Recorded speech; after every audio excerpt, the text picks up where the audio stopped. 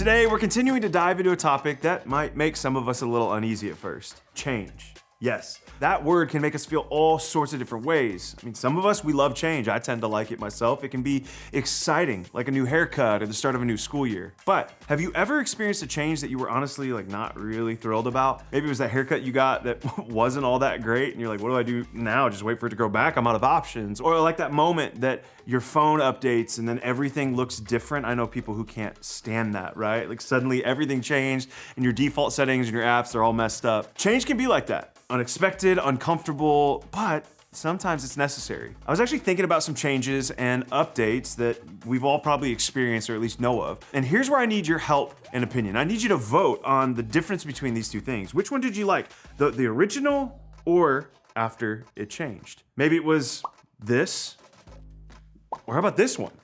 Or maybe this car, or this one. Was it this haircut or that one? How about this jersey? But then they did this to it. The movie or the book?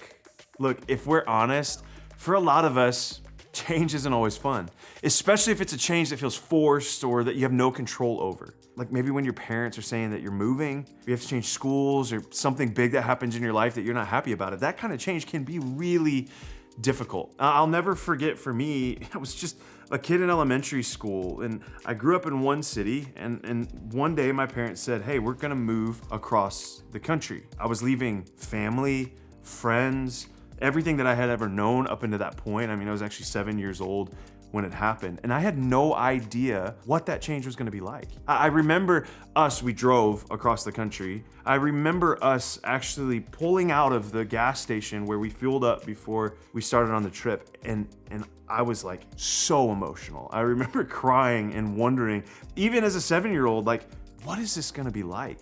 This is a lot of change. So when it comes to change in your own life, what does it mean to experience it as a follower of Jesus? To help us unpack this, we're gonna take a look at a passage of scripture from a book in the New Testament. This book is called Ephesians, and it's actually a letter written by a man named Paul. He was a leader in the early church, and he wrote this letter to a group of people in a city called Ephesus. That's why it's called Ephesians. In this letter, Paul was writing to encourage Christians about being made brand new in Jesus. And he wrote about how following Jesus changes us for the better. Because in Jesus, when we're following Jesus, we get to experience a new way of living. Let's take a look at what Paul wrote.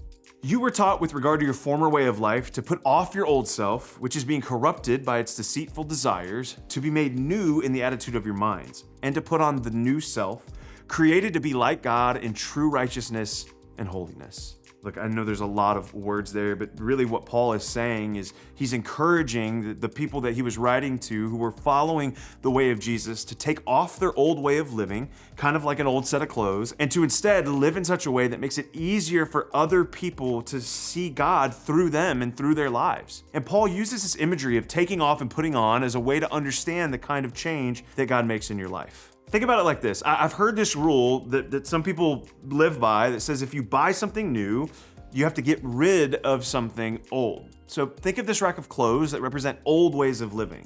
And when we start to allow God to change us, those old clothes get tossed to the side and new ways of living take their place. And when we wear these new clothes, our new way of living is also visible for all to see. When we follow Jesus, it's an opportunity for God to make us brand new. We get to let go of some old stuff and start letting God change us. So let me ask you a question. What in your life needs to change? Is there an attitude or maybe even a behavior that needs to be changed or made new? Paul put it this way in his letter to the Ephesians: to be made new in the attitude of your minds. So when we follow Jesus, we're pursuing what Paul calls righteousness and holiness, which basically just means we start acting more like Jesus. Following Jesus offers the best kind of life, the life that God created you and me to live. It's a life that looks more like telling the truth, giving and receiving forgiveness, practicing generosity, using encouraging words, living close to God,